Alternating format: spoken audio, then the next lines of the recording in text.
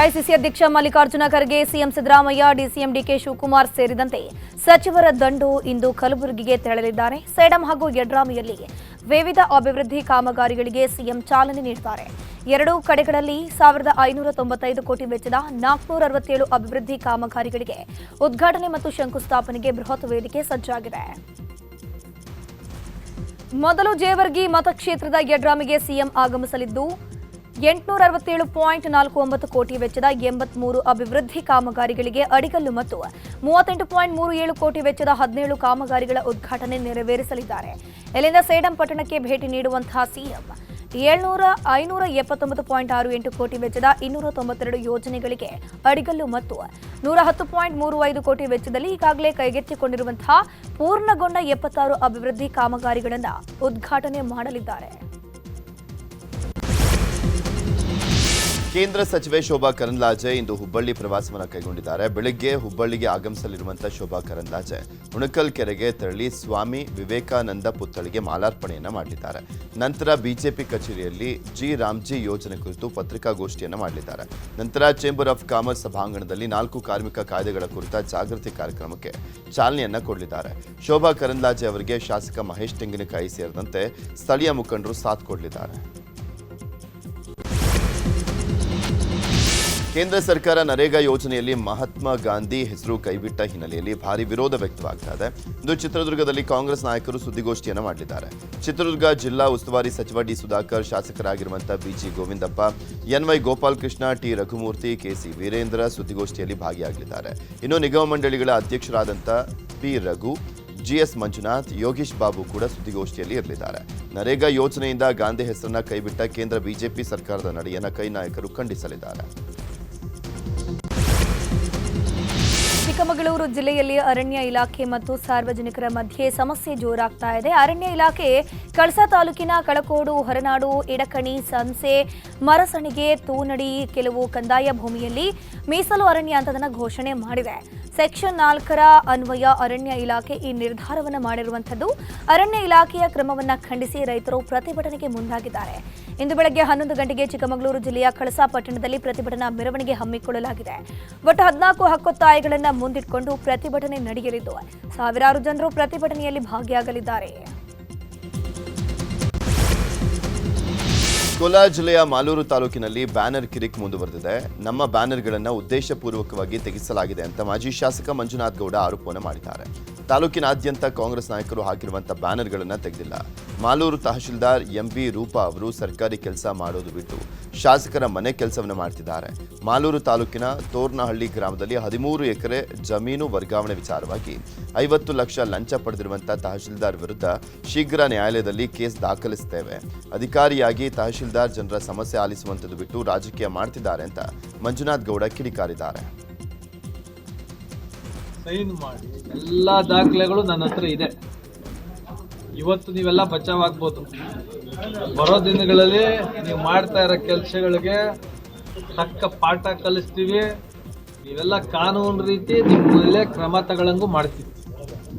DC ಅವ್ರಿಗೆ ಗಮನಕ್ಕೆ ತರ್ತೀವಿ, ರೀಜನಲ್ ಕಮಿಷನರ್ ಅವ್ರಿಗೆ ಗಮನಕ್ಕೆ ತರ್ತೀವಿ. ನೀವು ತಹಶೀಲ್ದಾರ್ ಏನ್ ರೀತಿ ನಡ್ಕೊತಾ ಇದ್ದೀರಾ,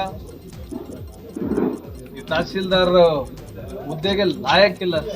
ಇಲ್ಲಿ ಮಾಲೂರು ತಾಲೂಕಲ್ಲಿ ಕಾಂಗ್ರೆಸ್ ಅಂದ್ರೆ 2 ಇಲ್ಲ 3 ಅಷ್ಟೇ ಶಾಸಕರು, ಅವ್ರ ಮಕ್ಕಳೇ ಕಾಂಗ್ರೆಸ್. ಇನ್ನು ಪಾಪ ಲೀಡರ್ಸ್ ಎಲ್ಲ ಏನು ನಡೆಯಲ್ಲ. ನಾನೇನು ₹1 ಕೊಟ್ಟಿಲ್ಲ ಬ್ಯಾನರ್ಗೆ, ಅಭಿಮಾನಿಗೆ ಹಾಕೊಂಡವ್ರೆ. ನಾನು ಬರ್ಲೂ ಇಲ್ಲ. ಆ ಬ್ಯಾನರ್ಗಳು ತೆಗೆಯೋದೇ ನಿಮ್ದೊಂದು ಕೆಲಸನ? ಅದೇನು ನಮ್ಮ ಶಾಸಕರು ಅಂದ್ಬಿಟ್ರೆ ನಿಮ್ಗೆ ನೋವು? ಹೌದು, ನಮ್ಮವ್ರಿಗೆ ಮಹಾತ್ಮ ಗಾಂಧಿಯ ಹೆಸರಲ್ಲಿ ಈಗ ಇರುವವರೆಲ್ಲ ನಕಲಿ ಗಾಂಧಿಗಳು ಅಂತ ಸಂಸದ ಗೋವಿಂದ ಕಾರಜೋಳ ಹೇಳಿದ್ದಾರೆ. ಚಿತ್ರದುರ್ಗದಲ್ಲಿ ಮಾತನಾಡಿರೋ ಅವರು, ಮನ್ರೇಗಾ ವಿಚಾರವಾಗಿ ಕಾಂಗ್ರೆಸ್ ಹೋರಾಟವನ್ನ ಮಾಡ್ತಿದೆ. ಆದರೆ ಮಹಾತ್ಮ ಗಾಂಧಿಗೂ ಈಗಿರುವವರಿಗೂ ಯಾವುದೇ ಸಂಬಂಧವಿಲ್ಲ. ಗಾಂಧೀಜಿ ಕಂಡ ಕನಸು ನನಸು ಮಾಡೋಕೆ ಪ್ರಧಾನಿ ಮೋದಿ ಮುಂದಾಗಿದ್ದಾರೆ. ಆದರೆ ಇದನ್ನೆಲ್ಲ ಸಹಿಸದ ಕಾಂಗ್ರೆಸ್ ನಾಯಕರು ಸುಖಾಸುಮ್ಮನೆ ಅಪಪ್ರಚಾರವನ್ನ ಮಾಡ್ತಿದ್ದಾರೆ. ಈಗ ಕಾಂಗ್ರೆಸ್ನಲ್ಲಿ ಇರುವಂತಹ ಗಾಂಧಿಗಳು ಎಲ್ಲರೂ ಕೂಡ ನಕಲಿ ಗಾಂಧಿಗಳು. ಇವರು ಯಾರು ಕೂಡ ಗಾಂಧೀಜಿಯವರ ವಂಶಸ್ಥರಲ್ಲ. ಗಾಂಧೀಜಿಯವರ ಹೆಸರಿನ ಮೇಲೆ ರಾಜಕೀಯ ಮಾಡ್ತಿರುವವರು ಅಂತ ಕಿಡಿಕಾರಿದ್ರು. ಹಾಕ್ಬೇಕು ಅನ್ನೋದು ನಾವು ನೆನಪಿಟ್ಕೊಳ್ಬೇಕು. ಗಾಂಧೀಜಿ ಅವ್ರನ್ನ ಏನಾದರೂ ಜೀವಂತ ಮಾಡಿದ್ರೆ ನರೇಂದ್ರ ಮೋದಿಜಿ ಅವ್ರ ಕಾಲದಲ್ಲಿ. ಯಾಕೆ ಮಾತನ್ನು ಹೇಳ್ತೇನೆ ಅಂದ್ರೆ ಸ್ವಚ್ಛ ಭಾರತ್ ಮಿಷನ್ ತಗೊಂಡು ಬಂದು. ಸ್ವಚ್ಛ ಭಾರತ್ ಮಿಷನ್ ಯಾರ ಆಶಯಕ್ಕೆ ಅನುಗುಣವಾಗಿ ಅದು ಮಹಾತ್ಮ ಗಾಂಧೀಜಿಯವರ ಆಶಯ. ಸ್ವಚ್ಛ ಭಾರತ ಮತ್ತು ಗ್ರಾಮಗಳ ಅಭಿವೃದ್ಧಿ, ಗ್ರಾಮಗಳ ವಿಕಾಸ ಆಗಬೇಕು ಅನ್ನೋದು ಮಹಾತ್ಮ ಗಾಂಧೀಜಿಯವರು ಒಂದು ಮಾತನ್ನು ಹೇಳಿದ್ರು ಬದುಕು ಜೀವಿತ ಕಾಲದಲ್ಲಿ. ನಾವು ಈ ದೇಶಕ್ಕೆ ಸ್ವಾತಂತ್ರ್ಯ ಪಡ್ಕೊಂಡ ಮೇಲೆ ಈ ದೇಶ ಹಳ್ಳಿಗಳ ದೇಶ, ಗ್ರಾಮೀಣ ಜನರಿಂದನೇ ಆಡಳಿತ ನಡಿಬೇಕು. ಗ್ರಾಮ ಸ್ವರಾಜ್ಯ ರಾಮರಾಜ್ಯದ ಕನಸು ಮಹಾತ್ಮ ಗಾಂಧೀಜಿಯವರು. ಆ ಕನಸನ್ನ ನನಸು ಮಾಡಿದಂಥವರು ನರೇಂದ್ರ ಮೋದಿಯವರು. ನಾವು ನೆನಪಿಟ್ಕೊಂಡು ಬಾಗಲಕೋಟೆ ಉಪಚುನಾವಣೆಗೆ ಸಿದ್ಧತೆ ಮಾಡಿಕೊಳ್ಳಲಾಗ್ತಾ ಇದೆ. ದಿವಂಗತ HY ಮೇಟಿ ನಿಧನದಿಂದ ತೆರವಾಗಿದ್ದಂಥ ಕ್ಷೇತ್ರ ವಶಕ್ಕೆ ಬಿಜೆಪಿ ಪ್ಲಾನ್ ಮಾಡಿದೆ. ಉಪಸಮರದಲ್ಲಿ ಪಕ್ಷದ ಆಂತರಿಕ ಭಿನ್ನಮತ ಬಣ ಬಡಿದಾಟವೇ ಕಂಟಕವಾಗ್ತಿದೆ. ಹೀಗಾಗಿ ಮಾಜಿ ಸಿಎಂ ಜಗದೀಶ್ ಶೆಟ್ಟರ್ ಮೂಲಕ ಭಿನ್ನಮತ ಶಮನಕ್ಕೆ ಮೊದಲ ಸಭೆಯನ್ನು ಮಾಡಲಾಗಿದೆ. ಒಗ್ಗಟ್ಟಿನ ಮಂತ್ರದ ಮೂಲಕ ಉಪಸಮರ ಗೆಲುವಿಗೆ ತಂತ್ರವನ್ನು ರೂಪಿಸಿದ್ದಾರೆ.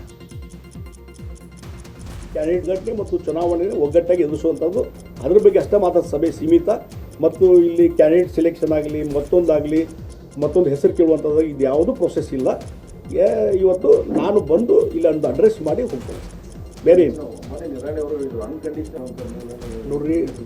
ಹೀಗಾಗಿ ರಾಜ್ಯ ಮಟ್ಟದ ನಾಯಕರು, ನಾನು ವೈಯಕ್ತಿಕವಾಗಿ ನಮ್ಮ ನಾಯಕರ ಜೊತೆ ಚರ್ಚೆ ಮಾಡ್ತಾ ಇದ್ದೇನೆ. ಇದು ಪ್ರೊಸೆಸ್ ಮುಂದುವರಿತದೆ ಮತ್ತು ಡೆಫಿನೆಟ್ಲಿ ಒಂದು ರಾಜಕೀಯ ವ್ಯವಸ್ಥೆ ಇದು. ರಾಜಕೀಯ ವ್ಯವಸ್ಥೆಯಲ್ಲಿ ಎಲ್ಲರೂ ಕೂಡ್ಕೊಂಡು ಕೆಲಸ ಮಾಡಿದಾಗ ನಾವು ಗೆಲ್ತೀವಿ ಡೆಫಿನೆಟ್ಲಿ. ಕೋಗಿಲು ಬಳಿ ತಣಿಸಂದ್ರದಲ್ಲಿ ಬಿಡಿಎಯಿಂದ ಒತ್ತುವರಿ ತೆರವು ಕಾರ್ಯಾಚರಣೆ ನಡೆದಿದೆ. ಕಳೆದ ಗುರುವಾರ ಸುಮಾರು 35ಕ್ಕೂ ಹೆಚ್ಚು ಶೆಡ್ಗಳನ್ನು ಬಿಡಿಎ ಅಧಿಕಾರಿಗಳು ತೆರವನ್ನಗೊಳಿಸಿ ಸರ್ಕಾರಿ ಜಮೀನುಗಳನ್ನು ಸ್ವಾಧೀನಕ್ಕೆ ಪಡ್ಕೊಂಡಿದ್ರು. ಇತ್ತ ಮನೆಯನ್ನು ಕಳ್ಕೊಂಡ ನಿವಾಸಿಗಳು ರಾತ್ರಿ ಇಡೀ ಚಳಿಯಲ್ಲಿ ಕಾಲ ಕಳೆಯುವಂತಾಗಿತ್ತು. ಆದರೆ ಕಳೆದ 3-4 ದಿನಗಳಿಂದ ಚಳಿ ಜಾಸ್ತಿ ಇರೋದ್ರಿಂದ ನಿವಾಸಿಗಳು, ಸಂಬಂಧಿಕರು ಹಾಗೂ ಪರಿಚಿತರ ಮನೆಗಳಲ್ಲಿ ಆಶ್ರಯ ಪಡೆದಿತ್ತು. ಇನ್ನು ಮನೆಗಳನ್ನು ಕಳ್ಕೊಂಡು ಬೀದಿಗೆ ಬಿದ್ದ ಜನರಿಗೆ ತಾತ್ಕಾಲಿಕವಾಗಿ ಟೆಂಟ್ ಹಾಕಿ ಉಳ್ಕೊಳ್ಳೋಕೆ ವ್ಯವಸ್ಥೆಯನ್ನು ಮಾಡಲಾಗಿದೆ. ಸ್ಥಳೀಯ ಮುಖಂಡರು ಬೆಳಗ್ಗೆ ಹಾಗೂ ರಾತ್ರಿ ವೇಳೆ ಊಟದ ವ್ಯವಸ್ಥೆಯನ್ನು ಮಾಡಿದ್ದಾರೆ.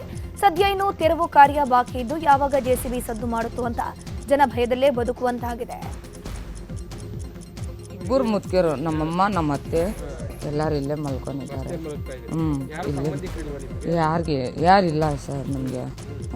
ಇವಾಗ ರೂಮ್ ಸಿಗ್ಬೇಕಂದ್ರೆ ತುಂಬ ಕಷ್ಟ ಆಗ್ಬಿಟ್ಟೈತೆ ನಮಗೆ. ಎಲ್ಲಿ ಸಿಗ್ತಾನೆ ಇಲ್ಲ ನಮಗೆ. ಎಲ್ಲಿಗೆ ಹೋಗ್ಬೇಕು ಸರ್ ಇವಾಗ ನೀವು? ಇಲ್ಲಿ 6 ವರ್ಷದಿಂದ 6 ವರ್ಷ ಆಗಲ್ಲ. ಅದು ಗೊತ್ತೇ ಇಲ್ಲ. ಅವರು ಬಂದುಬಿಟ್ಟು 10 ನಿಮಿಷನೂ ಟೈಮ್ ಕೊಟ್ಟಿಲ್ಲ ನಮಗೆ. ನಮ್ಮದು ಇನ್ನೂ ಒಡೆ ಎಲ್ಲ ಇತ್ತು, ಅದೂ ಹೊಂಟೋಗ್ಬಿಟ್ಟು ಅದರಲ್ಲೇ. ಇವಾಗ ತೆಗಿಬೇಕಂದ್ರೆ ಆಗುತ್ತಾ ಸರ್? ನಮಗೆ ಆಗ್ತಾಯಿಲ್ಲ. ಕಾಸಿಲ್ಲ ಒಡೆಯೋ ಮಾತು. ಊಟ ತಿಂಡಿ ಎಲ್ಲ ನಾವು ನೋಡ್ಕೊತಾ ಇದ್ದೀವಿ. 3 ಹೊತ್ತದ್ದು ಕಾಫಿ ಟೀ ಎಲ್ಲ ಕೊಡ್ತಾ ಇದ್ದೀವಿ. ಅದು ಲೋಕಲ್ ಲೀಡರ್ಸು ಕಾಂಗ್ರೆಸ್ ಅಂತ ಹೇಳ್ತಾವ್ರೆ. ಅವ್ರು ಬಂದು 25 ಸಾವಿರ ಕೊಟ್ಟರು ಪ್ರತಿ ಬಾಡಿಗೆ ಇರೋ ಫ್ಯಾಮಿಲಿಗೆ. ಅದು 25 ಸಾವಿರ ಅಲ್ಲಿ ಸಿಗ್ತಾ ಇಲ್ಲ ಬಾಡಿಗೆಗೆ. ಅಡ್ವಾನ್ಸು 50 ಕೊಡಿ, ಅಷ್ಟು ಕೊಡಿ, ಇಷ್ಟು ಕೊಡಿ ಅಂತಾರೆ. ಸಿಗ್ತಾ ಇಲ್ಲ. ಇಲ್ಲೇ ಇದ್ದಾರೆ. ಸ್ವಲ್ಪ ಜನಕ್ಕೆ ಸಿಕ್ಕಿದೆ, ಹೋಗಿದ್ದಾರೆ. ಸ್ವಲ್ಪ ಜನ ಇಲ್ಲೇ ಇದ್ದಾರೆ ಚಳಿಯಲ್ಲಿ. 25 ಮೆಂಬರ್ಸ್ ಇದ್ದಾರೆ. ಫ್ಯಾಮಿಲಿ ಇದೆ, ಅಲ್ಲಲ್ಲಿ ಮಲ್ಕೊಂಡಿದ್ದಾರೆ. ಕತ್ಲಲ್ಲಿ ಕಾಣಿಸ್ತಾ ಇದೆ. ಊಟ ತಿಂಡಿ ಎಲ್ಲ ನಾವು ನೋಡ್ಕೊತ. ರೌಡಿ ಶೀಟರ್ ಬಿಗ್ಲು ಶಿವ ಕೊಲೆ ಪ್ರಕರಣದಲ್ಲಿ ಶಾಸಕ ಭೈರತಿ ಬಸವರಾಜ್ಗೆ ಡಬಲ್ ಶಾಕ್ ಎದುರಾಗಿದೆ. ಹೈಕೋರ್ಟ್ ರಾಜಕಾಲದ ಪೀಠ ನೀಡಿದ್ದ ಮಧ್ಯಂತರ ನಿರೀಕ್ಷಣಾ ಜಾಮೀನು ರದ್ದುಪಡಿಸುವಂತೆ ಸಿಐಡಿಯ ಪರ ಎಸ್ಪಿಪಿ ಜಗದೀಶ್ ಮನವಿ ಮಾಡಿಕೊಂಡಿದ್ದಾರೆ. ಮಧ್ಯಂತರ ನಿರೀಕ್ಷಣಾ ಜಾಮೀನು ರದ್ದು ಮಾಡಿ ಕಸ್ಟೋಡಿಯಲ್ ಇಂಟ್ರಾಗೇಷನ್ಗೆ ಅನುಮತಿ ನೀಡುವಂತೆ ಮನವಿಯನ್ನು ಮಾಡಿಕೊಂಡಿದ್ದಾರೆ. ಹಾಗೆಯೇ ಹೈಕೋರ್ಟ್ ನ್ಯಾಯಮೂರ್ತಿ ಸುನಿಲ್ ದತ್ ಯಾದವ್ ಪೀಠದಲ್ಲಿ ಇಂದು ಆ ಅರ್ಜಿ ವಿಚಾರಣೆ ನಡೆಯಲಿದೆ. ಮದ್ಯದಂಗಡಿ ಲೈಸೆನ್ಸ್ ಕೊಡಿಸುವುದಾಗಿ ಲಕ್ಷಾಂತರ ರೂಪಾಯಿ ವಂಚನೆ ಎಸಗಿರುವಂತಹ ಆರೋಪ ಕೇಳಿಬಂದಿದೆ. ದಾವಣಗೆರೆ ಮೂಲದ ರಾಜೇಂದ್ರ ಎಂಬುವರ ವಿರುದ್ಧ ಹಾವೇರಿ ಸೈಬರ್ ಕ್ರೈಮ್ ಠಾಣೆಯಲ್ಲಿ ಸುರೇಶ್ ಜಾಧವ್ ಎನ್ನುವರು ದೂರನ್ನು ಕೊಟ್ಟಿದ್ದು ಕಳೆದ 2 ವರ್ಷದಿಂದ ನ್ಯಾಯಕ್ಕಾಗಿ ಹೋರಾಟವನ್ನು ಮಾಡ್ತಿದ್ದಾರೆ. 3 ವರ್ಷದ ಹಿಂದೆ ರಾಜೇಂದ್ರ ಎನ್ನುವರು ಸುರೇಶ್ಗೆ ಪರಿಚಯವಾಗಿದ್ದು ಬಾರ್ ಲೈಸೆನ್ಸ್ ಕೊಡಿಸ್ತೀನಿ ಅಂತ ಹೇಳಿದ್ದಾರೆ. ರಾಜೇಂದ್ರ ಮಾತು ನಂಬಿ ಸುರೇಶ್ ಸುಮಾರು 69 ಲಕ್ಷ ಹಣವನ್ನು ನೀಡಿದರಂತೆ. ಆದರೆ ಬಾರ್ ಲೈಸೆನ್ಸ್ ಕೊಡಿಸದೆ ರಾಜೇಂದ್ರ ಎಸ್ಕೇಪ್ ಆಗಿದ್ದಾರೆ. ಈ ಬಗ್ಗೆ ಸೈಬರ್ ಕ್ರೈಮ್ ಠಾಣೆಯಲ್ಲಿ ಸುರೇಶ್ ದೂರನ್ನು ದಾಖಲು ಮಾಡಿದ್ರು ಕೂಡ ಪೊಲೀಸರು ಕ್ರಮ ಕೈಗೊಳ್ತಾ ಇಲ್ಲ. ಪ್ರತಿ ಬಾರಿ ಸ್ಟೇಷನ್ಗೆ ಹೋದಾಗಲೂ ನನ್ನಿಂದ 500,000 ರೂಪಾಯಿ ಲಂಚ ಪಡಿತಾ ಇದ್ದಾರೆ. ಆರೋಪಿಯನ್ನು ಹಿಡಿಲಿಕ್ಕೆ ಪೊಲೀಸರು ಉತ್ಸಾಹವನ್ನು ತೋರಿಲ್ಲ ಅಂತ ಆರೋಪವನ್ನು ಮಾಡಿದ್ದಾರೆ. CL2 CL9 ಅನ್ನುವ ಒಂದು ಇದ್ರದ ಅಮೌಂಟನ್ನು ಮಾಡಿಕೊಡ್ತಾನಂತ ಹೇಳಿ ಅವ್ರ ಗೆಳೆಯರಾದಂತಹ ರಾಜೇಂದ್ರ ಅನ್ನೋರಿಗೆ ಏನು ಮಾಡಿದ್ರಪ್ಪ ಅಂದ್ರೆ 67 ಲಕ್ಷ ರೂಪಾಯಿಯನ್ನು ಅವ್ರು ಕೊಟ್ಟಿದ್ದರು. ಕೊಟ್ಟಾದಮೇಲೆ ನಾವೇನು ಮಾಡಿದ್ವಪ್ಪ ಅಂದ್ರೆ ಆ ಕ್ಷಣದಲ್ಲಿ ನಮ್ಮ ಬ್ರದರ ರೊಕ್ಕ ನನಗೆ ಒಳ್ಳೆ ಬರೋದಿಲ್ಲ ಅಂತ ಅಂದ್ಕೊಂಡು ಅವ್ರು ಪದೇ ಇವ್ರ ಮೇಲೆ ಅಟ್ರಾಸಿಟಿ ಕೇಸನ್ನು ಹಾಕ್ತಾನಂತ ಹೇಳಿ ಬೆನ್ನ ಹತ್ತಿದ್ದಕ್ಕೆ ಅವನಿಗೆ ತ್ರಾಸಾಗಬಾರ್ದು ಅಂತ ಅಂದ್ಕೊಂಡು ಅದ್ರಾಗ ನಂದು 10 ಲಕ್ಷ ರೂಪಾಯಿ ಇತ್ತು. ಆ ಕಾರಣಕ್ಕೆ ಆ ಟೈಮ್ನಲ್ಲಿ ಬಂದು ನಾವು ಇಲ್ಲೇ ಹಾವೇರಿ CN ಸ್ಟೇಷನ್ನಲ್ಲಿ ಒಂದು ಕಂಪ್ಲೇಂಟನ್ನು ರೇಸ್ ಮಾಡಿದವಾಗ ಆ ಕಂಪ್ಲೇಂಟ್ ಇವತ್ತಿಗೂ ಕೂಡ FIR ಆದರೂ ಕೂಡ ಇವತ್ತಿಗೂ ಒಂದು ದಿವಸಕ್ಕೂ ಕೂಡ ಅವರು ಇದ್ದಾರೆ ಆರೋಪಿಯನ್ನು ತೊಗೊಂಡು ಇವತ್ತಿಗೂ ಒಂದು ದಿವಸನೂ ಅವನನ್ನು ಕೂಡಿಸ್ಕೊಂಡಿಲ್ಲ. ಇಲ್ಲಿನ ಮ್ಯಾಟಕ್ಕಲ್ಲ ಒಳನೋಟಕ್ಕೂ ಕೂಡ ಏನು ತೋರಿಸ್ತೈತಪ್ಪ ಅಂದ್ರೆ ಇವರು ದುಡ್ಡು ತೊಗೊಂಡು ಆರೋಪಿನ ಕಡೆಯಿಂದ ನಮಗೆ ಅನ್ಯಾಯ ಮಾಡಕತ್ತಾರೆ. ಆದರೆ ಇದು ನ್ಯಾಯಸಮ್ಮತವಾಗಿ ನಮಗೆ ಅಮೌಂಟ್ ಹೊಳ್ಳಿ ಬರ್ತೈತೆ ಬರುವುದಿಲ್ಲ. ಈ ಅಕ್ಯೂಸ್ಡ್ ಏನದನಲ್ಲ ಇವೇನು ಆರೋಪಿ ಏನದಲ್ಲ ಇದು ಒಂದಲ್ಲ, ಇದೇ ರೀತಿ ಸುಮಾರು ಒಂದು 18ರಿಂದ 20 ಕೇಸ್ಗಳನ್ನು ಇದೇ ರೀತಿ ಅದಾವ್ರಿ. ಯಾವುದೂ ಕೂಡ ಪೊಲೀಸ್ ಇಲಾಖೆದವರು ಇದನ್ನು ತನಿಖೆ ಮಾಡಿಲ್ಲ. ನಾವೇ ಅದಕ್ಕೆ ಏನು ಮಾಡಿದ್ವಪ್ಪ ಅಂದರೆ ಇನ್ನಿತರೆ ಬೇರೆ ಮುಖಾಂತರಗಳಿಗೆ ನಾವೇನು ಮಾಡಿದ್ವಪ್ಪ ಅಂದ್ರೆ ಅಲ್ಲಿ ಬೇರೆ ಕಡೆ ಇದ್ದಂತಹ FIRಗಳು ಚಾರ್ಜ್ ಶೀಟ್ಗಳನ್ನು ತಂದು ಅವ್ರಿಗೆಲ್ಲ ಕೊಟ್ಟುಬಿಟ್ಟಿದ್ರು ನಾವು. ಅತಿವೇಗ ಮತ್ತು ಅಜಾಗರೂಕತೆಯ ಕಾರು ಚಾಲನೆಯ ಪರಿಣಾಮ ಕಾರೊಂದು ನಿಯಂತ್ರಣ ತಪ್ಪಿ ವಿದ್ಯುತ್ ಕಂಬಕ್ಕೆ ಡಿಕ್ಕಿ ಹೊಡೆದಿದೆ. ಹಾಸನದ MG ರೋಡ್ನಲ್ಲಿ ರಾತ್ರಿ ವೇಳೆ ಈ ಘಟನೆ ನಡೆದಿರುವಂಥದ್ದು. MG ರಸ್ತೆಯ ಗಾಂಧಿ ವೃತ್ತದಿಂದ ವೇಗವಾಗಿ ಅಡ್ಡಾದಿಡ್ಡಿಯಾಗಿ ಬಂದಂತಹ ಕಾರು ನೇರವಾಗಿ ರಸ್ತೆಯ ಬದಿಯಲ್ಲಿದ್ದಂಥ ವಿದ್ಯುತ್ ಕಂಬಕ್ಕೆ ಗುದ್ದಿದೆ. ಅಪಘಾತದ ವೇಳೆ ರಸ್ತೆ ಬದಿ ನಿಂತಿದ್ದವರು ಎದ್ನೋ ಬಿದ್ನೋ ಅಂತ ಓಡಿ ಹೋಗಿ ಜೀವವನ್ನು ಉಳಿಸಿಕೊಂಡಿದ್ದಾರೆ. ಅಪಘಾತದಿಂದಾಗಿ ಕೆಲ ಕಾಲ ಟ್ರಾಫಿಕ್ ಜಾಮ್ ಉಂಟಾಗಿತ್ತು. ಕೊಲೆ ಪ್ರಕರಣದಲ್ಲಿ ಜೈಲು ಸೇರಿರುವ ಪವಿತ್ರ ಗೌಡಗೆ ಮನೆ ಊಟ ಸಿಗುತ್ತಾ ಅನ್ನೋ ಕುತೂಹಲಕ್ಕೆ ಇಂದು ತೆರೆ ಬೀಳಲಿದೆ. ಪವಿತ್ರ ಗೌಡಗೆ ಮನೆ ಊಟ ನೀಡುವಂತೆ ಸೆಷನ್ಸ್ ಕೋರ್ಟ್ ಆದೇಶ ಹೊರಡಿಸಿತ್ತು. ಕೋರ್ಟ್ ಆದೇಶ ಪ್ರಶ್ನಿಸಿ ಜೈಲಾಧಿಕಾರಿಗಳು ಮೇಲ್ಮನವಿ ಅರ್ಜಿಯನ್ನು ಸಲ್ಲಿಸಿದ್ದು ಕೋರ್ಟ್ 2 ಕಡೆ ವಾದ ಪ್ರತಿವಾದ ಆಲಿಸಿ ಆದೇಶ ಕಾಯ್ದಿರಿಸಿದೆ. ಇಂದು ಈ ಸಂಬಂಧ 57ನೇ ಸೆಷನ್ಸ್ ಕೋರ್ಟ್ ಆದೇಶ ಹೊರಡಿಸಲಿದೆ. ಈ ಮೂಲಕ ಪವಿತ್ರ ಗೌಡ ಮನೆ ಊಟ ಸವಿಯುವ ಕನಸು ಈಡೇರತ್ತಾ ಅನ್ನೋದನ್ನ ಕಾದು ನೋಡಬೇಕು. ಬೆಂಗಳೂರಿನ ಡೆಂಟಲ್ ಸ್ಟೂಡೆಂಟ್ ಆತ್ಮಹತ್ಯೆ ಪ್ರಕರಣಕ್ಕೆ ಸಂಬಂಧಪಟ್ಟಂತೆ ಲೆಕ್ಚರ್ಸ್ ವಿರುದ್ಧ FIR ದಾಖಲಾಗಿದೆ. ಸೂರ್ಯನಗರ ಪೊಲೀಸ್ ಠಾಣೆಯಲ್ಲಿ ಖಾಸಗಿ ಕಾಲೇಜು ಪ್ರಾಂಶುಪಾಲ ಸೇರಿದಂತೆ 5 ಲೆಕ್ಚರ್ಸ್ ವಿರುದ್ಧ ಮೃತ ಯಶಸ್ವಿನಿ ತಾಯಿ ಪರಿಮಳ ದೂರನ್ನು ಕೊಟ್ಟಿದ್ದಾರೆ. ಸಹಪಾಠಿಗಳ ಮುಂದೆ ಯಶಸ್ವಿನಿ ಬಣ್ಣದ ಬಗ್ಗೆ ಟೀಕೆಯನ್ನು ಮಾಡಿದ್ದಾರೆ. ಯಶಸ್ವಿನಿ ಆತ್ಮಹತ್ಯೆಗೆ ಕಾಲೇಜು ಲೆಕ್ಚರ್ಸ್ ಕಿರುಕುಳ ಕಾರಣ ಅಂತ ಆರೋಪವನ್ನು ಮಾಡಲಾಗಿದೆ. ತನ್ನ ಮಗಳ ಸಾವಿಗೆ ನ್ಯಾಯ ಸಿಗಬೇಕು ಅಂತ ಆಗ್ರಹಿಸಿದ್ದಾರೆ. ಸರ್, ಈಗ ಕಂಪ್ಲೇಂಟ್ ಕೊಟ್ಟಿದ್ದೇನೆ ನಾನು. FIR ಫೈಲ್ ಮಾಡ್ತಾ ಇದ್ದಾರೆ. ಕೆಲವೊಂದು ಇಲ್ಲಿ ಕರೆಕ್ಷನ್ಸ್ ಆಗಬೇಕು ನನ್ನ ಮಗಳ ವಿಷಯದಲ್ಲಿ. ಏನಪ್ಪ ಅಂದರೆ, ಏಕೆಂದರೆ ನಿನ್ನೆ 3 ದಿನದಿಂದ ಏನು ನಡೀತಾ ಇದೆ ನಾನು ಅಬ್ಸರ್ವ್ ಮಾಡಿದೆ. ಇನ್ನೂ ಕೆಲವೊಂದು ವಿಷಯಗಳನ್ನು ಅದರಲ್ಲೇ ಆ್ಯಡ್ ಮಾಡಬೇಕಾಗಿದೆ. ಏಕೆಂದರೆ ನನ್ನ ಮಗಳು ಯಶಸ್ವಿನಿ ಅಂತ ಹೇಳಿ ಆಕ್ಸ್ಫರ್ಡ್ ಡೆಂಟಲ್ ಕಾಲೇಜು ಬೊಮ್ಮನಹಳ್ಳಿಯಲ್ಲಿ 3ನೇ ವರ್ಷದಲ್ಲಿ OM ಅವರ ವಿಭಾಗದಲ್ಲಿ ಇವಾಗ ವ್ಯಾಸಂಗ ಮಾಡ್ತಾಯಿದ್ಲು. ಅಲ್ಲಿ ಯಾವಾಗಲೂ ಸರ್ ಆ ಡಿಪಾರ್ಟ್ಮೆಂಟಲ್ಲಿ ಯಾರ್ಯಾರು ಪ್ರಾಧ್ಯಾಪಕರು ಇದ್ದಾರೆ 6 ಜನ ಇದ್ದಾರೆ. ಅವ್ರ ಹೆಸರು ನಾನು ಇಲ್ಲಿ ಹೇಳೋಕ್ಕೆ ಇಷ್ಟಪಡ್ತೇನೆ. ಅವ್ರ ಹೆಸರು ಬಂದು ಫಸ್ಟು ಶಬಾನಾ ಮ್ಯಾಮ್ ಅಂತೇಳಿ, doctor Shabana, doctor Anmol, then Faika, Alba, Sindhu, Sushmini. Then ಇವ್ರ ಜೊತೆಗೆ ಆ ಒಂದು ಕಾಲೇಜಿನ ಪ್ರಿನ್ಸಿಪಲ್ಲು. ನಾನು ಇಲ್ಲಿ ಹೇಳೋದೇನೆಂದರೆ, ನನ್ನ ಮಗಳು ಈಗ ಡೆತ್ ಆಗಿ 4 ದಿನ ಆಗಿದೆ ಅಲ್ವಾ. ಅಟ್ಲೀಸ್ಟು ಯಾರಿಗಾದರೂ ಕಟ್ಟಸಿ ಅನ್ನೋದೊಂದು ಇರುತ್ತೆ ಸರ್, ಕರುಣೆ ಅನ್ನೋದೊಂದಿರುತ್ತೆ. ಕೋಲಾರದ KGFನಲ್ಲಿ ತಡರಾತ್ರಿ ಪೊಲೀಸರು ರೂಟ್ ಮಾರ್ಚ್ ನಡೆಸಿದ್ದಾರೆ. ನಗರದ ಬಡಾವಣೆಯಲ್ಲಿ ಕಾನೂನು ಸುವ್ಯವಸ್ಥೆ ಪಾಲನೆ ಸಂಬಂಧ ರೂಟ್ ಮಾರ್ಚ್ ಮಾಡಿದ್ದಾರೆ. KGF ನಗರದ ST ಬ್ಲಾಕ್ ಬಡಾವಣೆಯಲ್ಲಿ SP ಶಿವಾಂಶು ರಜಪೂತ್ ನೇತೃತ್ವದಲ್ಲಿ ಪಥಸಂಚಲನ ನಡೆಯಿತು. ರೂಟ್ ಮಾರ್ಚ್ ವೇಳೆ ರೌಡಿ ಶೀಟರ್ ಮನೆಗಳನ್ನು ಪರಿಶೀಲನೆ ಮಾಡಿದ್ದು ಮನೆಗಳ ಮಾಲೀಕರೊಂದಿಗೆ SP ಶಿವಾಂಶು ರಜಪೂತ್ ಸಮಾಲೋಚನೆ ನಡೆಸಿದರು. ರಾಮಮೂರ್ತಿ ನಗರ ಟೆಕ್ಕೆ ಶರ್ಮಿಳಾ ಸಾವಿನ ಕೇಸ್ಗೆ ಬಿಗ್ ಟ್ವಿಸ್ಟ್ ಸಿಕ್ಕಿದೆ. ತನಿಖೆ ವೇಳೆ ಮನೆ ಮುಂದೆ ಇದ್ದಂಥ ಆಕೆಯ ಪರಿಚಯಸ್ಥನೇ ಕೊಲೆ ಮಾಡಿರುವಂಥದ್ದು ಬೆಳಕಿಗೆ ಬಂದಿದೆ. ಕೊಲೆ ಆರೋಪಿ ಕರ್ನಲ್ ಕುರೈ ಎಂಬಾತ ಶರ್ಮಿಳಾ ಇದ್ದ ಮನೆ ಪಕ್ಕದಲ್ಲೇ ವಾಸವಾಗಿದ್ದಂತೆ. ಇಬ್ಬರ ನಡುವೆ ಪರಿಚಯವಾಗಿದ್ದು ಒನ್ ಸೈಡ್ ಲೈವ್ ಮಾಡ್ತಾ ಇದ್ದಂತೆ. ಹೀಗಾಗಿ ಜನವರಿ 3ನೇ ತಾರೀಕು ಆಕೆ ಇದ್ದಂಥ ಮನೆಯ ಬಾಲ್ಕನಿ ಮೂಲಕ ಒಳಗೆ ನುಗ್ಗಿ ಅನುಚಿತವಾಗಿ ವರ್ತಿಸಿದ್ದು. ಈ ವೇಳೆ ಶರ್ಮಿಳಾ ವಿರೋಧಿಸಿದ್ದಕ್ಕೆ ಹಲ್ಲೆ ಮಾಡಿದ್ದಾನೆ. ನಂತರ ಉಸಿರುಗಟ್ಟಿಸಿ ಹತ್ಯೆ ಮಾಡಿ ಸಾಕ್ಷ್ಯ ನಾಶ ಪಡಿಸುವಂತ ಸಲುವಾಗಿ ಬೆಂಕಿ ಹಚ್ಚಿ ಆರೋಪಿ ಎಸ್ಕೇಪ್ ಆಗಿದ್ದ. ಈಗ ಪೊಲೀಸರು ಹಂತಕರನ್ನ ವಶಕ್ಕೆ ಪಡೆದು ವಿಚಾರಣೆಯನ್ನು ಮಾಡ್ತಿದ್ದಾರೆ. ಕುರುಬ ಸಮುದಾಯಕ್ಕೆ ಜಮೀನು ಮಂಜೂರು ಮಾಡಿದ್ದಂಥ ಸಚಿವ ಎಂಸಿ ಸುಧಾಕರ್ಗೆ ಕುರುಬ ಸಮುದಾಯದ ಮುಖಂಡರು ಹೂವಿನ ಅಭಿಷೇಕವನ್ನು ಮಾಡಿದ್ದಾರೆ. ಉನ್ನತ ಶಿಕ್ಷಣ ಸಚಿವ ಹಾಗೂ ಚಿಕ್ಕಬಳ್ಳಾಪುರ ಉಸ್ತುವಾರಿ ಸಚಿವ ಎಂಸಿ ಸುಧಾಕರ್ ತವರು ಕ್ಷೇತ್ರದಲ್ಲಿ ಕುರುಬ ಸಮುದಾಯದ ಶೈಕ್ಷಣಿಕ ಕೇಂದ್ರಕ್ಕೆ ಸುಮಾರು 33 ಗುಂಟೆ ಜಮೀನು ಮಂಜೂರು ಮಾಡಿಸಿದ್ರು. ಈ ಹಿನ್ನೆಲೆಯಲ್ಲಿ ಸಚಿವರಿಗೆ ಕೃತಜ್ಞತೆ ಸಲ್ಲಿಸಲಿಕ್ಕೆ ಕುರುಬ ಸಮುದಾಯದ ಮುಖಂಡರು ಬೃಹತ್ ಅಭಿನಂದನಾ ಸಮಾರಂಭವನ್ನು ಏರ್ಪಡಿಸಿದ್ದು, ಈ ವೇಳೆ ಸಚಿವರಿಗೆ ಹೂವಿನ ಅಭಿಷೇಕವನ್ನು ಮಾಡಲಾಯಿತು. ತುಮಕೂರಿನ ಕುಣಿಗಲ್ನಲ್ಲಿ ಅದ್ದೂರಿಯಾಗಿ ಕುಣಿಗಲ್ ಉತ್ಸವ ನಡೆಯಿತು. ಕುಣಿಗಲ್ ಉತ್ಸವ ಕಾರ್ಯಕ್ರಮದಲ್ಲಿ ಡಿಸಿಎಂ ಡಿಕೆ ಶಿವಕುಮಾರ್ ಭಾಗಿಯಾಗಿದ್ದರು. ವೇದಿಕೆಗೆ ಡಿಸಿಎಂ ಆಗಮಿಸ್ತಾ ಇದ್ದಂತೆ ಡಿಕೆಶಿ ಪರ ಘೋಷಣೆ ಮುಗಿಲು ಮುಟ್ಟಿತ್ತು. ಇನ್ನು ಸಾವಿರಾರು ಜನರು ಕುಣಿಗಲ್ ಉತ್ಸವದಲ್ಲಿ ಸಾಂಸ್ಕೃತಿಕ ಕಾರ್ಯಕ್ರಮ ವೀಕ್ಷಿಸಿ ಖುಷಿಪಟ್ಟರು. ಬ್ಯಾನರ್ನಲ್ಲಿ ಕನ್ನಡ ಇಲ್ಲದನ್ನ ಪ್ರಶ್ನೆ ಮಾಡಿದ್ದಕ್ಕೆ ವ್ಯಕ್ತಿಯೊಬ್ಬ ನಾನು ಕಾಂಗ್ರೆಸ್ ಲೀಡರ್ ಅಂತ ಹೇಳಿದಾನಂತೆ. ಬೆಂಗಳೂರಿನ ಆರ್ಟಿ ನಗರದಲ್ಲಿ ಘಟನೆ ನಡೆದಿರುವಂಥದ್ದು. ಸೇಲ್ಸ್ ಮಾರ್ಕೆಟಿಂಗ್ ಆಗಿ ಹಾಕಿದ್ದಂಥ ಬ್ಯಾನರ್ನಲ್ಲಿ ಒಂದೇ ಒಂದು ಕನ್ನಡ ಪದವನ್ನು ಕೂಡ ಬಳಸಿರಲಿಲ್ಲ. ಇದನ್ನ ಕನ್ನಡ ಪರ ಹೋರಾಟಗಾರರು ಪ್ರಶ್ನೆ ಮಾಡಿದ್ದಾರೆ. ಈ ವೇಳೆ ಅಲ್ಲಿ ಕುಳಿತಿದ್ದಂಥ ವ್ಯಕ್ತಿ ನಾನು ಕಾಂಗ್ರೆಸ್ ಲೀಡರ್ ಅಂತ ಬಂಡ ಉತ್ತರವನ್ನು ಕೊಟ್ಟಿದ್ದಾನೆ. ಈ ವಿಡಿಯೋ ಜಾಲತಾಣದಲ್ಲಿ ವೈರಲ್ ಆಗಿದೆ. ಕೊಪ್ಪಳ ತಾಲೂಕಿನ ಬಸಾಪುರ ಬಳಿ ತುಂಗಭದ್ರಾ ಕಾಲುವೆ ಕುಸಿದಿರೋ ಬಗ್ಗೆ ನಿಮ್ಮ ನ್ಯೂಸ್ 18 ಕನ್ನಡ ವರದಿಯನ್ನು ಬಿತ್ತರ ಮಾಡಿತ್ತು. ವರದಿಯ ಬೆನ್ನಲ್ಲೇ ಎಚ್ಚೆತ್ತ ಸಚಿವ ಶಿವರಾಜ್ ತಂಗಡಗಿ ಈಗಾಗಲೇ ಕಾಲುವೆಯಲ್ಲಿ ನೀರಿನ ಹರಿವು ಬಂದ್ ಮಾಡಲಾಗಿದೆ. 450 ಕೋಟಿ ರೂಪಾಯಿ ಮೌಲ್ಯದಲ್ಲಿ ಕಾಲುವೆ ರಿಪೇರಿ ಕಾಮಗಾರಿ ಯೋಜನೆ ಸಿದ್ಧವಾಗಿದ್ದು, ಕಾಲುವೆಯಲ್ಲಿ ಎಲ್ಲೆಲ್ಲಿ ಅವಶ್ಯವಿದೆ ಅಲ್ಲಲ್ಲಿ ದುರಸ್ತಿ ಕಾರ್ಯ ಮಾಡಲಾಗುವುದು ಅಂತಂದರು.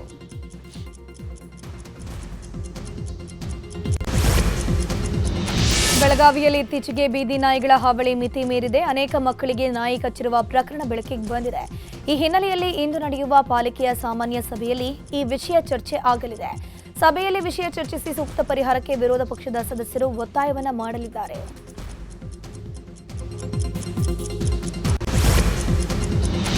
ಚಿಕ್ಕಬಳ್ಳಾಪುರದ ನಂದಿ ಬೆಟ್ಟದ ತಪ್ಪಲಿನಲ್ಲಿ ಚಿರತೆ ಪ್ರತ್ಯಕ್ಷವಾಗಿದೆ. ಬಸವಣ್ಣ ರಸ್ತೆ ಮಾರ್ಗದಲ್ಲಿ ಚಿರತೆ ಓಡಾಡ್ತಾ ಇದ್ದಂಥ ದೃಶ್ಯವನ್ನ ಸವಾರರು ತಮ್ಮ ಮೊಬೈಲ್ನಲ್ಲಿ ಸೆರೆ ಹಿಡಿದಿದ್ದಾರೆ. ಇನ್ನು ಈ ಮಾರ್ಗವಾಗಿ ಸಂಚರಿಸುವಂತವರು ಎಚ್ಚರದಿಂದಿರಿ ಅಂತ ಸ್ಥಳೀಯರಿಗೆ ಹೇಳಲಾಗಿದೆ. ಚಿರತೆ ಸೆರೆಗೆ ಅರಣ್ಯ ಇಲಾಖೆ ಸಿಬ್ಬಂದಿ ಕ್ರಮ ಕೈಗೊಂಡಿದ್ದಾರೆ.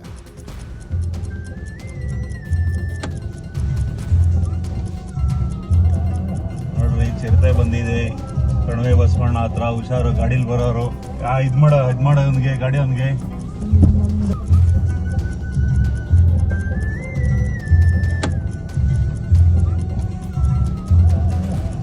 ಚಿರತೆ ಬಂದಿದೆ ಕಣಿವೆ ಬಸವಣ್ಣ ಹತ್ರ. ಹುಷಾರು, ಗಾಡಿಲಿ ಬರೋರು ಇದ್ ಮಾಡೋನ್ಗೆ ಗಾಡಿ ಅವನ್ಗೆ.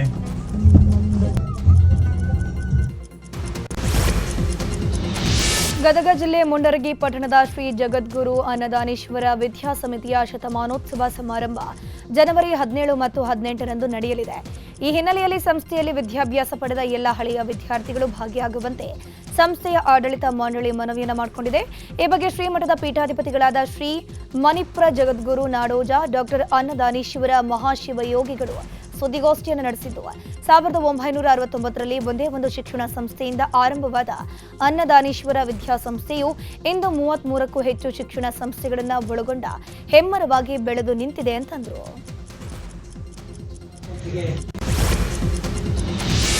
ಚಿಕ್ಕಮಗಳೂರು ಜಿಲ್ಲೆಯ ಕಳಸಾ ಪಟ್ಟಣದಲ್ಲಿ ಅಭೂತಪೂರ್ವ ಹಿಂದೂ ಸಮಾಜೋತ್ಸವದ ಮೆರವಣಿಗೆ ನೆರವೇರಿದೆ.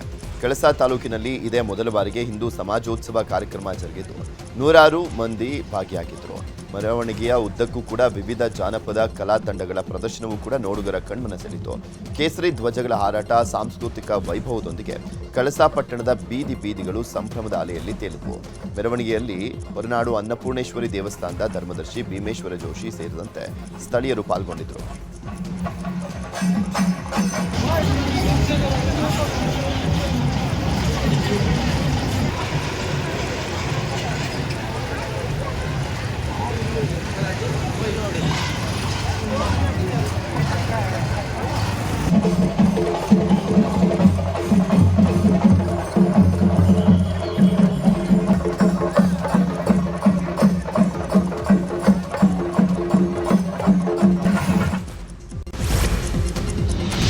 ವಿಜಯಪುರದ ಐತಿಹಾಸಿಕ ಸಿದ್ದರಾಮೇಶ್ವರ ಜಾತ್ರಾ ಮಹೋತ್ಸವ ಆರಂಭ ಆಗಿದೆ.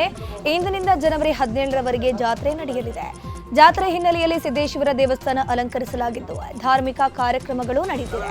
ಉತ್ತರ ಕರ್ನಾಟಕದ ಅತಿ ದೊಡ್ಡ ಜಾತ್ರೆ ಅಂತಾನೆ ಪ್ರಸಿದ್ಧಿ ಪಡೆದಿದ್ದು, ಕರ್ನಾಟಕ, ಮಹಾರಾಷ್ಟ್ರ, ಆಂಧ್ರ ಪ್ರದೇಶದಿಂದ ನಿತ್ಯ ಸಾವಿರಾರು ಭಕ್ತರು ಆಗಮಿಸುತ್ತಾರೆ. ಜಾತ್ರೆಯ ಅಂಗವಾಗಿ ಜಾನುವಾರು ಪ್ರದರ್ಶನ, ಸಾಂಪ್ರದಾಯಿಕ ಕುಸ್ತಿ ಆಯೋಜನೆ ಮಾಡಲಾಗಿದೆ.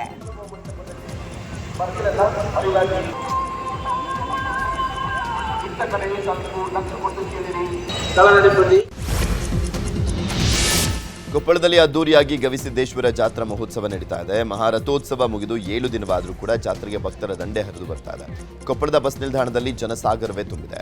ಜಾತ್ರೆ ನೋಡಲಿಕ್ಕೆ ಬಂದಂತವರು ತಮ್ಮ ಊರಿಗೆ ವಾಪಸ್ ಹೋಗ್ಲಿಕ್ಕೆ ಬಸ್ ಇಲ್ಲದೆ ಪರದಾಡುವಂತಾಗಿದೆ. ವಿವಿಧ ತಾಲೂಕುಗಳಿಂದ ಗವಿಮಠಕ್ಕೆ ಲಕ್ಷಾಂತರ ಭಕ್ತರು ಆಗಮಿಸ್ತಾ ಇದ್ರು.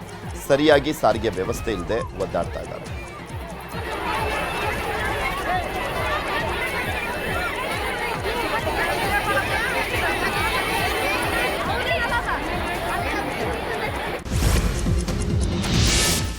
ಸಾಂಸ್ಕೃತಿಕ ರಾಜಕಾರಣಕ್ಕೆ ಡಾಕ್ಟರ್ ಪುನೀತ್ ರಾಜ್ಕುಮಾರ್ ಅವರ ಚಲನಚಿತ್ರಗಳ ಕೊಡುಗೆಯ ಒಂದು ವಿಶ್ಲೇಷಣೆ ಎಂಬ ಪಿಎಚ್ಡಿ ಮಹಾಪ್ರಬಂಧಕ್ಕೆ ಮೈಸೂರು ವಿಶ್ವವಿದ್ಯಾನಿಲಯ ಡಾಕ್ಟರ್ ಮೈನಾ ಕೆ ಅನ್ನೋರಿಗೆ ಡಾಕ್ಟರೇಟ್ ಪದವಿಯನ್ನು ನೀಡಿದೆ. ಡಾಕ್ಟರ್ ಮೈನಾ ಕೆಎಂ ಕೊಡಗು ಜಿಲ್ಲೆಯ ಸೋಮವಾರಪೇಟೆ ತಾಲೂಕಿನ ಅಬ್ಬೋರುಕಟ್ಟೆ ಗ್ರಾಮದ ಲೀಲಾವತಿ ಮತ್ತು ಮೊನ್ನಪ್ಪ ಕನ್ನಿಕಂಡ ದಂಪತಿಯ ಪುತ್ರಿಯಾಗಿದ್ದು, ಪ್ರಸ್ತುತ ಕೆಎಸ್ಒಯುನ ಸಾರ್ವಜನಿಕ ಆಡಳಿತ ವಿಭಾಗದಲ್ಲಿ ಸಹಾಯಕ ಪ್ರಾಧ್ಯಾಪಕಿ ಕಾರ್ಯನಿರ್ವಹಿಸುತ್ತಿದ್ದಾರೆ.